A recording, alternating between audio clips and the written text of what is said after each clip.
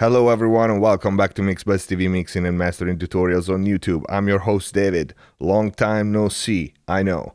As you know, if you follow our social media pages, my mixing schedule has been crazy busy these past months. Big artist mixes fortunately landed on my desk and I can't wait to break those mixes down for you guys as soon as I can, as soon as they are released. Well, we are back. Let's get to today's video. We talk about bass. Arguably one of the most important elements in a mix in any genre is, along with the drum, your rhythmic foundation. And bass specifically, it's something I not only pay a lot of attention to and I dedicate quite some time in my mixes, but different bass sounds inspire me. As you know, I have a good collection of pedals and other processors that I keep hooked at all time, specifically for bass.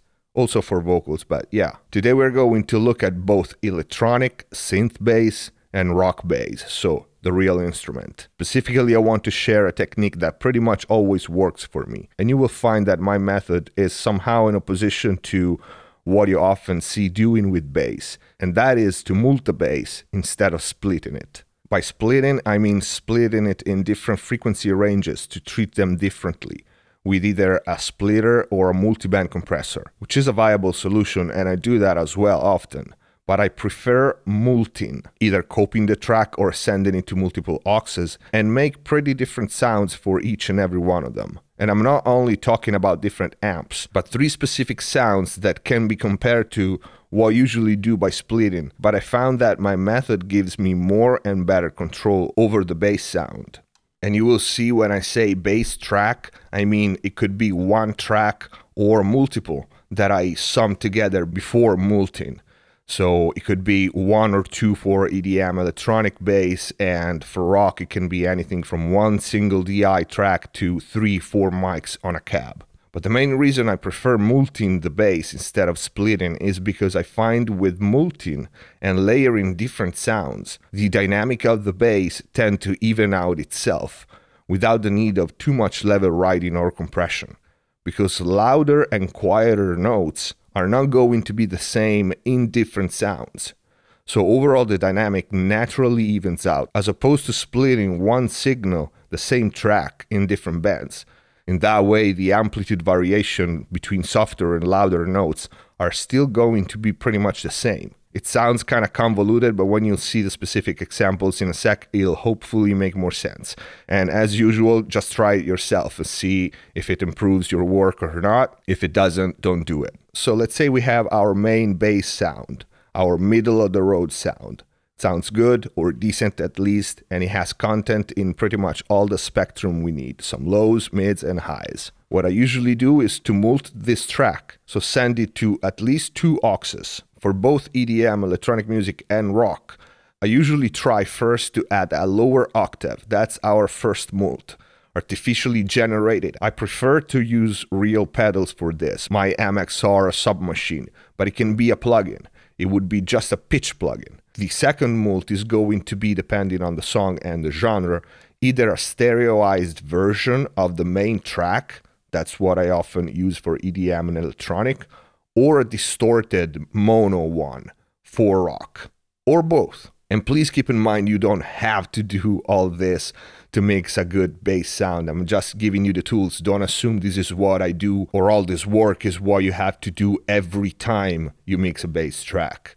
Just learn the techniques and try it, then apply them if you need it, if it improves the mix. So this darker red track is our middle of the road bass track. This was the original track I was given. Let's listen to it.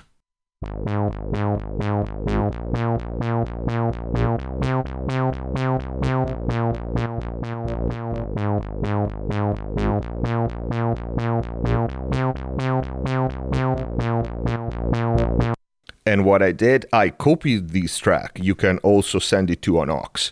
And I put, aside from my usual SSL channel that it doesn't do anything here in this case, I put the sound shifter, which is simply a pitch plugin.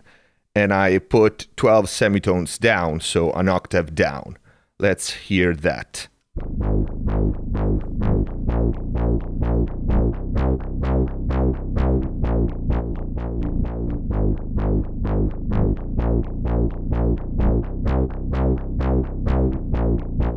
Okay, and together they sound like this.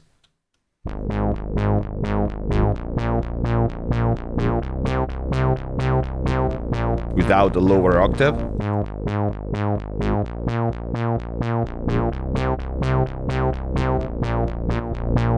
So this lower octave provides me the low end, it provides me more growl, provides me more power. So this is usually what I do for EDM music. I find that digital pitch shifter plugins works better for this genre. These two bass tracks are summed, as you can see, to an aux.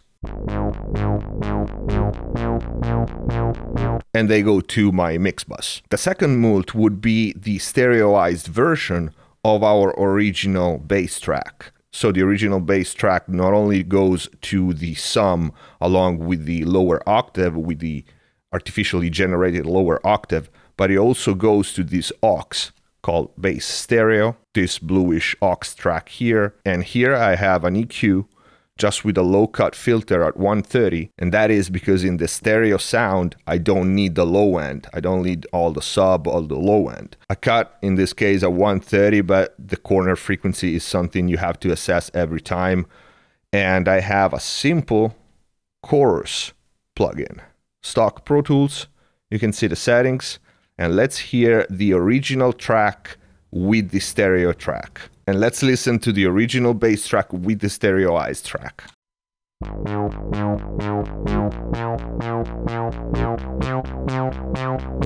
Without.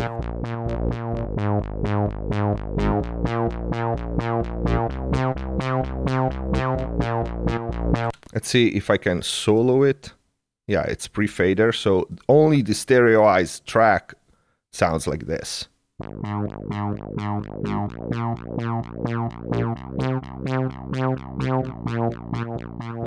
And its output obviously goes to the bass sum aux. So let's listen all together. Let's start from the original middle of the road bass track, and let's add the lower octave and then the stereoized track.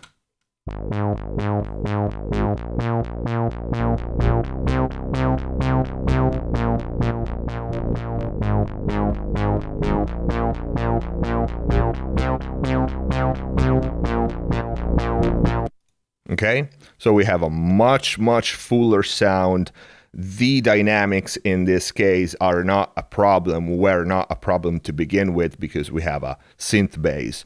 But even considering that, the sound dynamically is more solid with these two MULTs. Let's go here, another spot.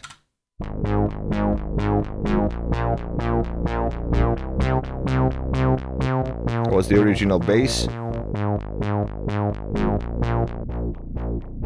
Lower octave.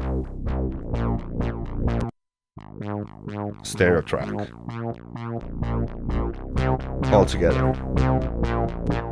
And as you can see on the sum, I don't have anything. No compression, no anything. The dynamics takes care of itself, basically. Pretty simple, yet effective. And just to see what we have in this mix here, we have another bass for part 3 of this song. I just want to take a look at it if there's something interesting I can share. I have no idea what this is. So this is a variation of the same bass. I have a little EQ.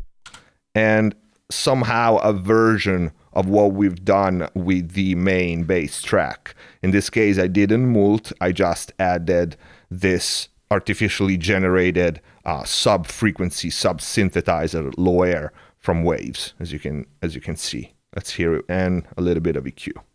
800, the mid bark in the bass, usually, to make it more intelligible in the mix. Let's hear it without.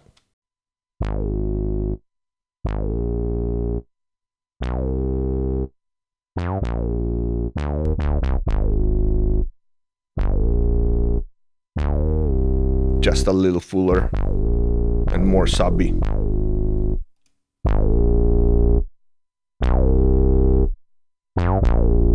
and a little EQ in the mid to make it more intelligible. But yeah, that was a plus. What we are interested here today is this triple layer, I would call it, bass MULT. So middle of the road original bass track plus artificially generated lower octave and the stereoized version of it. And this was our EDM synth bass. Let's take a look at the rock bass. Okay, so the rock mix is a little more complicated to explain, and as you can see from all these lines here, the automation is pretty crazy. But the concept is the same as we saw in the EDM song. So we have our middle of the road main bass sound, which is this.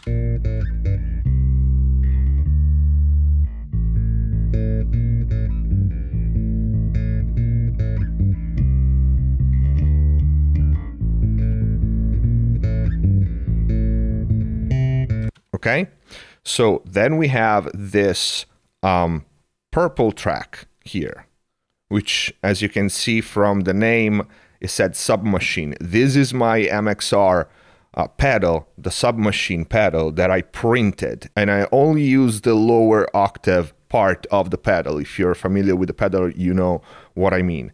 Let me solo you this part, and as you can hear, differently from the EDM artificially generated lower octave, which we did with the Waves plugin, this sound a lot more dirty. It sounds, the tracking is not perfect. It sounds a little more gritty.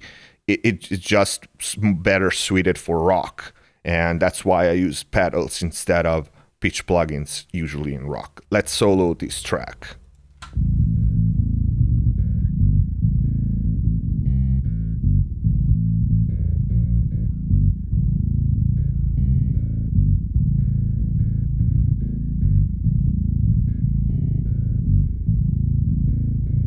So it's this deep growling sound, and if we add our original bass, it sounds like this.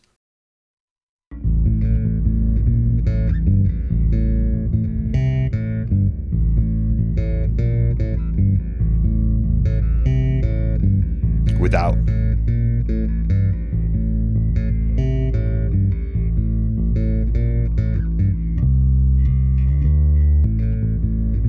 With.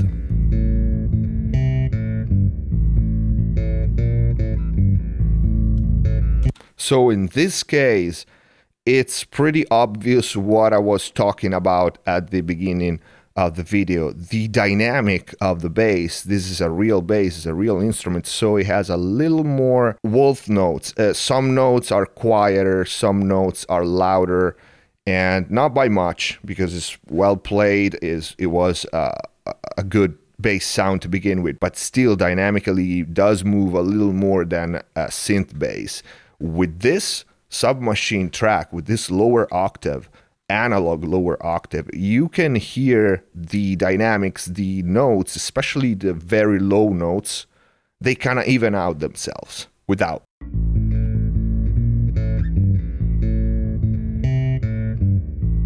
With.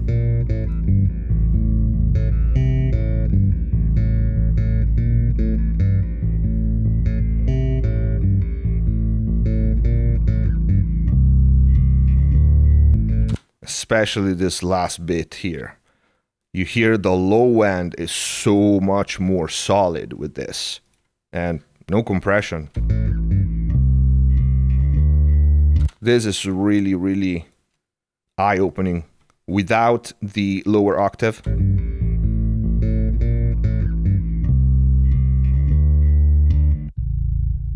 Okay, with.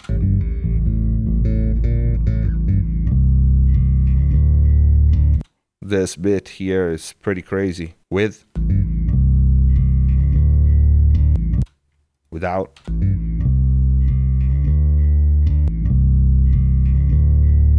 Okay, so massive difference. Now, as you can see, this purple track, the subby sound, is automated to go in and out in different spots, different places of the song, so it's not on all the time.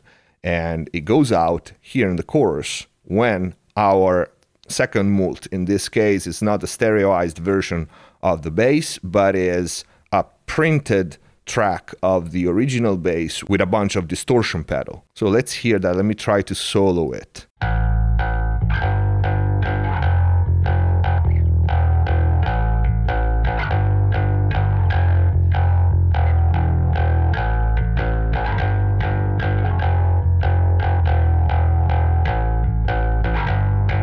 Okay, so it's distorted, it's very mid-forward, it has a lot of click, it just is very intelligible, and if we add the original track in,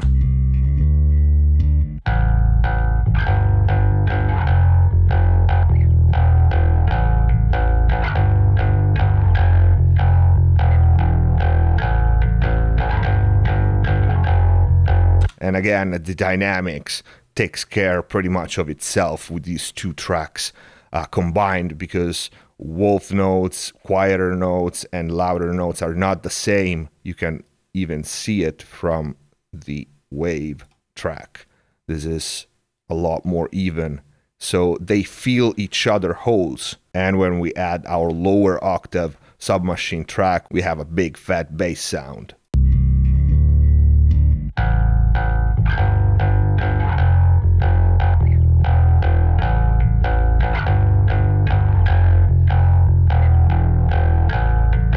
Without the lower octave,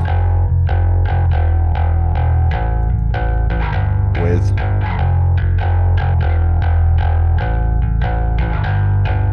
and again, as you can see, these three tracks they come and go in the song for different parts, choruses, verses, breaks. And if you take a look here at these two black auxes, they mute and unmute in this part here. This is the automation, and they are routed differently. You see bass chorus, bass verse, bass chorus, so each one goes in different places at different parts.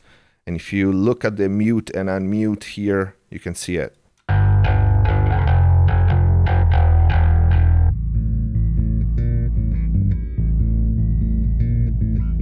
So this was our 3 layers bass sound for rock. So you see, with these MULTs, with these different sounds, you not only create a richer bass sound, but you will see if you try this on your material, the dynamics naturally even out because you have different textures for different sounds, and louder and softer notes are not going to be the same in the different tracks. Now, one important thing to keep in mind is that even if you create all these MULTs in your mix, don't assume they have to be all on at the same time for the entire mix. At least in my mixes, one comes in the chorus, one comes in the verse, maybe both in the bridge, and so on. These are just examples. You automate their level, mute them, unmute them, play with them, okay? These will help you to create movement in your mix. And that's a wrap. This is it for this video. I hope you liked it. If you did, please leave a comment down below and don't forget to click the like button. If you have any question, again, leave it in the comment box. Join us on Facebook and Twitter to stay in touch with us and get all the news about the channel, upcoming videos and series, and access to exclusive content. Please keep supporting MixBuzz TV by sharing the videos and spreading the word on blogs, forums, social media. Subscribe if you haven't already, and see you next time.